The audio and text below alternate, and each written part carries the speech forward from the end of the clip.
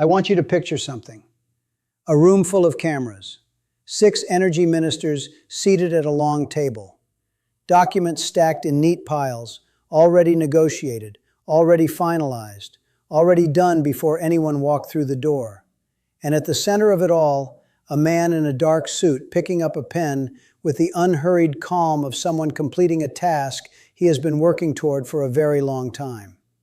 He signs the first page, then the second, then the third.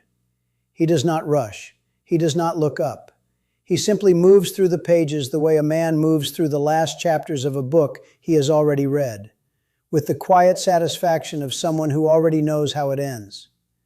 When he reaches the final page, he signs, sets the pen down, and looks up at the cameras. And he smiles. Not the tight, controlled, diplomatic smile of a man completing a transaction. The other kind.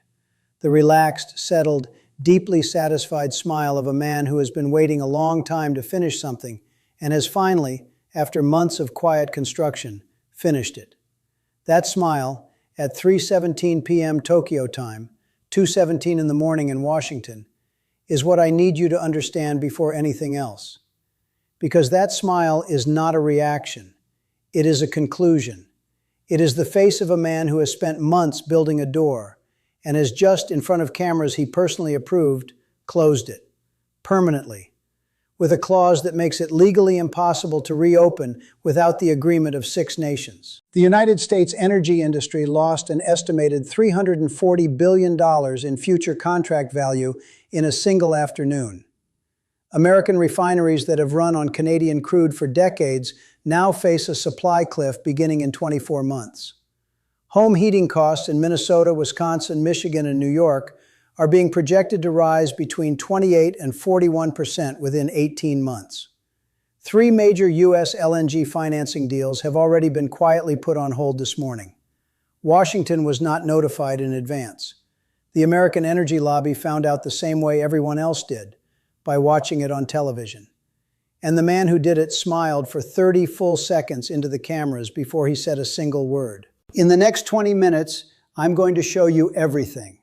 I'm going to take you inside the Tokyo visit, what the public schedule said and what was actually happening behind closed doors. I'm going to walk you through the 47-page Pacific Energy Sovereignty and Supply Continuity Accord and explain the one clause buried in it that has no precedent in Canadian trade history, the clause that is the knife. I'm going to show you what happened in Houston at midnight when American energy traders read the agreement text and started waking up their CEOs. I'm going to walk you through Trump's morning briefing. 3 questions, 3 dead ends, 1 post, and then silence. And I'm going to give you 3 scenarios for where this ends, including the one that 3 major investment banks are calling the new base case for American energy security. Subscribe right now. Because this story started with lumber and steel, and it ends here, in a room in Tokyo, with a pen and a smile that never wavered. Let's go back 3 days. When Carney's office released the public schedule for the Tokyo visit, it read the way official government schedules always read. Carefully curated, diplomatically appropriate, and almost entirely uninformative about what was actually going to happen. A university address, a meeting with the Japanese emperor, a state dinner, climate finance frameworks, G7 preparatory discussions, all of it covered by the press pool, all of it photographed, all of it designed to look exactly like what it was labeled, a routine diplomatic visit by a head of government maintaining bilateral relationships with a close partner. What was not on the public schedule? 4 closed-door sessions with the energy ministers of Japan, South Korea, Vietnam, the Philippines, and Malaysia. Sessions arranged not through foreign ministries, but through the offices of state energy companies in each country. Sessions that had been in preparation for 6 weeks through back channels that never once touched official diplomatic communication. Canadian advance staff arrived in Tokyo 9 days before Carney, not diplomatic staff, energy infrastructure specialists and trade lawyers. 9 days before the Prime Minister landed, the people who understand pipeline capacity, terminal throughput, and long-term supply contract language were already in the building, working through the final details of something that had been months in the making. One Japanese energy ministry official told a domestic broadcaster after the signing, "This was not a courtesy visit. This was a closing argument. Everything had already been negotiated. He came to sign." Think about what that means. The university address, the emperor's reception, the state dinner, all of it was the public schedule for a visit whose real purpose was complete before Carney boarded the plane. The diplomatic courtesies were the stage set. The 4 closed-door sessions with 5 energy ministers were the performance. And the performance had been rehearsed for months. This is Carney's signature. Every major move in this crisis has followed the same structure. Months of quiet preparation, invisible to Washington, followed by a public moment that cannot be undone. The EU partnership in Brussels, the India framework at 4 a.m., the governor's agreement in Detroit, and now this. In Tokyo, in front of cameras he personally approved, with a smile that told you everything about how long he had been planning to be in that room. Let me walk you through what was actually signed, because the Pacific Energy Sovereignty and Supply Continuity Accord is 47 pages, and most of what is being reported today focuses on the headline numbers. The headline numbers are significant, but there is one clause in this document that matters more than all of them combined, and I want you to understand it completely before we talk about anything else. First, the headline numbers, because they are genuinely staggering. Canada commits to supplying Japan with 3.1 million barrels of oil equivalent per day within 24 months, rising to 4.8 million within 5 years.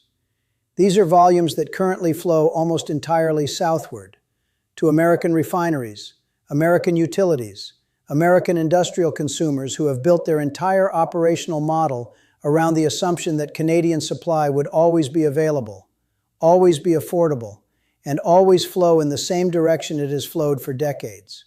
South Korea is locked into Canadian natural gas contracts for a minimum of 20 years at preferential pricing. 20 years. That is not a supply arrangement. That is a generation. And it removes South Korea as a potential buyer of American LNG exports in the Pacific market for the lifetime of most of the infrastructure currently being built. Critical minerals, lithium, cobalt, nickel, and rare earths from Canadian deposits, are allocated to Japanese and South Korean battery and semiconductor manufacturers under long-term exclusive supply agreements. The materials that power electric vehicles and defense technology and the semiconductor supply chains that every major economy on Earth is currently fighting to secure, committed to Asia on exclusive terms for the long term. Vietnam, the Philippines, and Malaysia receive preferred access to Canadian energy infrastructure financing, locking their growing energy import needs to Canadian supply chains for the next decade. 3 of the fastest growing energy markets in Southeast Asia, anchored to Canadian supply, before American LNG developers have finished building the terminals they were planning to use to serve exactly those markets. A joint infrastructure fund of $180 billion, co-financed by Japanese sovereign wealth, South Korean state pension funds, and the Canadian Infrastructure Bank, is established to build the pipelines, terminals, and port facilities needed to make these volumes physically possible within the timeline. This is not an agreement contingent on infrastructure that does not exist. The infrastructure fund is part of the agreement. The money is committed. The construction begins. Now the clause, the one that has no precedent in Canadian trade history, the mutual non-diversion provision.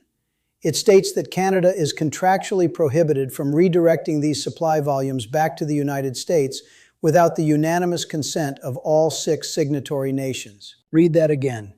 Canada cannot sell this energy back to America, even if it wants to, even if a future Canadian government decides it should, even if Washington offers more money or better terms or a comprehensive trade reset, without getting Japan, South Korea, Vietnam, the Philippines, and Malaysia to all agree simultaneously. Carney did not just sell the energy to Asia. He made it legally impossible under international commercial law to sell it back to America without 6 nations' unanimous consent. He built a wall out of contracts and called it a trade agreement, and he signed it with a smile. That clause is not defensive. It is not protective. It is surgical. It tells you exactly what this document is really about. It is not about Japan getting oil. It is about America losing options, permanently, in writing, witnessed by the Japanese Prime Minister. Subscribe right now, because what I'm about to show you, what happened in Houston at midnight when American energy traders first read that clause, is the moment the full weight of what Carney did in Tokyo landed on the American energy industry all at once. The agreement text was publicly released at 3:45 p.m. Tokyo time. In the United States, that is 2:45 in the morning. Energy traders in Houston, who monitor Asian markets through the night, were the first Americans to read it.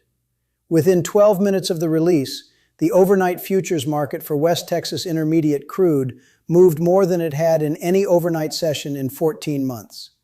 Not because of a supply shock, not because of a demand change, because traders were repricing the entire North American energy supply architecture in real time, in the middle of the night, as they read a 47-page document and understood, clause by clause, what it meant. By 4 a.m. Eastern, the CEOs of the 4 largest American energy companies had been woken by their trading desks, not emailed, called, at 4 in the morning. By 5 a.m., emergency calls were going to congressional offices, not to the White House, to Congress, because the people making those calls had already concluded, before the sun came up, that the White House was not going to be the solution to this problem. The White House was the reason for this problem. One energy industry lobbyist, reached by phone at 5:30 in the morning, said something that deserves to be heard in full. "We have been warning about this for 8 months. We told them Canada was building an exit. We told them the Pacific terminals were not theoretical. We told them the pipeline capacity was real, and the Asian demand was real, and the timeline was real. Nobody listened. And now it's signed." 8 months of warnings. From the people whose business it is to understand where energy flows and what it costs when it stops flowing where you need it. 8 months of those warnings going unread, unheeded, or undelivered to the people in a position to do something about them. The U.S. energy industry's exposure to Canadian supply redirection, in lost feedstock contracts, lost joint venture revenue, and lost future contract value, is being estimated at between $280 billion and $340 billion. That is not a projection of future losses. That is existing business, already booked, already modeled, already promised to shareholders and reported to investors, and built into the operational plans of companies that employ hundreds of thousands of American workers. Now gone, not at risk, gone. Signed away in Tokyo at 3:17 in the afternoon, while Carney smiled at cameras he personally approved. Trump was briefed at 6:15 a.m. Eastern. Sources describe it as the shortest and most difficult briefing of the year. His first question, "Can we sanction Japan?" His advisors explained that sanctioning Japan, a G7 ally, one of the largest holders of American Treasury debt, and an irreplaceable partner in Pacific defense against China, was not an available option. Not a difficult option, not a costly option, not available. His second question, "Can we block the pipelines?" His advisors explained that the pipelines being constructed are on Canadian soil, financed by Japanese and South Korean capital, and entirely outside American jurisdiction. There is no legal mechanism by which the United States can block construction of infrastructure on another nation's territory using another nation's money. His third question, "Can we offer Canada a better deal?" His advisors were quiet for a moment. Then one of them answered, "The non-diversion clause means Canada cannot legally redirect supply back to the United States without the unanimous consent of 6 nations. There is no better deal America can offer that Canada has the legal authority to accept." 3 questions, 3 dead ends. Not because the advisors were incompetent, because the architecture Carney built in Tokyo was specifically designed to close those 3 doors. The sanctions door, the infrastructure door, the renegotiation door, all of them closed, locked, and the keys distributed across 6 nations on the other side of the Pacific. Trump posted once at 7:02 a.m., "Canada just made a very big mistake. They will regret this. America has options." He has not posted since. He has no options. That is what the smile was about. Let me tell you what this means for you, specifically, personally. in the places where you live and the bills you pay and the investments you hold. If you live in the Northeast, Maine, Vermont, New York, Connecticut, or in the upper Midwest, Minnesota, Wisconsin, Michigan, North Dakota, a significant portion of the electricity running through your lines and the natural gas heating your home comes from Canadian sources. The infrastructure reorientation that Carney signed in Tokyo begins in 24 months. 3 independent energy research firms have modeled the impact on residential heating costs in these states. Their average projection? A 28 to 41% increase within 18 months of the supply redirection beginning. On top of existing inflation, on top of everything this trade war has already cost ordinary households. If you work in the oil and gas sector, in Texas, Louisiana, Oklahoma, or anywhere in the Gulf Coast refining corridor, the supply cliff facing American refineries engineered for Canadian heavy crude is not abstract. Those refineries cannot simply switch crude sources the way you change a supplier for office supplies. The engineering is specific. The retrofitting is estimated at $70 to $110 billion. It takes 3 to 5 years. During those years, refinery margins compress, operating costs rise, and every dollar of that increased cost eventually reaches the consumer at the pump. If you have investments in American LNG companies that spent the last 5 years positioning themselves as the dominant supplier to the Pacific energy market, this morning's agreement is a structural competitive threat that is already visible in their stock prices. South Korea is locked into Canadian natural gas for 20 years.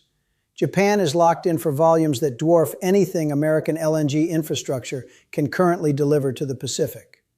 The market share that American LNG developers were counting on does not exist in the form they modeled. 3 major financing deals have already been quietly put on hold pending reassessment. If you have a retirement account holding energy sector equities, look at the sector today. Then look at it again in a week. The repricing happening right now is not a blip. It is the market adjusting to a new reality, one in which Canadian energy, which underwrote the profitability assumptions of the entire North American energy sector, is now formally and legally committed elsewhere. This is what a trade war with your largest energy supplier costs. Not in policy language, in heating bills, in gasoline prices, in retirement account statements, in the quiet, compounding, years-long damage that begins not with a battle, but with a smile and a pen in a room in Tokyo. The world responded to the Tokyo signing the way it has responded to every major move Carney has made in this crisis, with support for Canada and silence for America. The European Commission called the agreement a landmark demonstration of Canada's sovereign right to determine its own energy partnerships. India issued a statement of support and pointedly noted it looks forward to deepening its own energy partnership with Canada.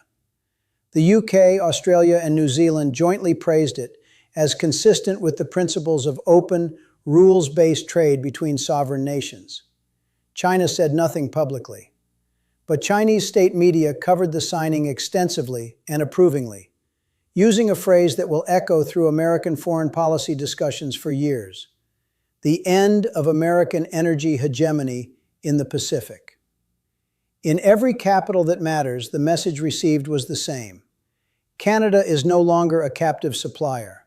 And if Canada, America's closest ally, its continental neighbor, the country that has been its largest trading partner for 3 consecutive decades, is no longer captive, then nobody has to be. That is not a trade story. That is the end of an era. And it was announced with a smile. 3 scenarios. Because the document is signed, but the consequences are still unfolding. Scenario 1, the managed decline. The agreement holds. Pacific infrastructure is built on schedule. Canadian energy flows reorient over 24 months. The American energy industry absorbs the shock through a painful but survivable restructuring. Higher consumer prices, lower refinery margins, reduced competitiveness in Pacific LNG markets. Trump leaves office. The next administration spends years trying to rebuild energy supply relationships that are now legally constrained by 6 nations' consent. America's energy position is permanently weakened, but not destroyed. This is the optimistic scenario. Scenario 2, The congressional intervention. Border state senators and the energy lobby combined to force emergency legislation, removing all Canada tariffs and offering a comprehensive bilateral energy security framework. Carney receives the offer. He takes it to his cabinet. He presents it to the 6 Tokyo signatories. They are not interested in releasing Canada from the non-diversion clause. The offer arrives too late. The legal architecture built in Tokyo is stronger than anything Congress can dismantle from Washington. America gets the relationship back in name. But the energy is already spoken for, already signed, already on its way to Yokohama and Busan. Scenario 3, the cascade. The Tokyo Agreement triggers something no one in Washington modeled and no one in the White House was watching for. Mexico, observing Canada's successful reorientation, begins accelerating its own Pacific energy infrastructure. Chile and Peru, holding the lithium and copper that power the new industrial economy, sign preferential supply agreements with Asian partners that exclude the United States. Brazil pivots its agricultural exports toward Asian markets using Canadian logistical frameworks as a template. Within 5 years, the United States finds itself in a hemisphere where its neighbors have successfully diversified away from American economic dependency. Not because they hate America, but because Canada showed them it was possible, showed them the route, showed them the contracts, showed them the smile you wear when you have finally finished something you spent a very long time building. 1 room in Tokyo, 1 pen, 1 non-diversion clause. And the world that America built for 80 years starts building something new without it. Here is where we are tonight. The documents are signed. The $180 billion infrastructure fund is committed. The 20-year contracts are executed. The non-diversion clause is in force. There is no executive order that undoes it. There is no tariff that reverses it. There is no phone call to Tokyo that reopens it, because reopening it requires 6 nations to agree simultaneously. And 6 nations just signed a document saying they do not want to. Carney is on a plane home. His office has issued no further statement. He said 11 words in Tokyo. Canada's energy future is secure. I look forward to going home. And he has said nothing since. He doesn't need to. The clause speaks for itself. The smile spoke for itself. The $340 billion in lost contract value speaks for itself. Trump posted once and went silent. The energy lobby is on the phone with Congress. The refineries are doing the math. The heating bill projections are being modeled. And in every capital on earth, governments are drawing the same conclusion from the same set of facts.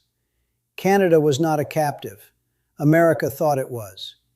Canada spent 14 months proving otherwise, and it finished the proof in Tokyo in front of cameras with a pen and a smile and 11 words. The energy is going east. The contracts are signed. The infrastructure is being built. Drop your comment below. Tell me where you're watching from. Tell me whether you think the next American president can rebuild what this one destroyed. Tell me whether you think the cascade has already started. I read every single one. Subscribe if you haven't already, because the consequences of what was signed in Tokyo this week will be felt in your energy bill, your retirement account, and your state's economy for years. And I will be here to walk you through every step of what comes next. The smile said everything. Don't look away.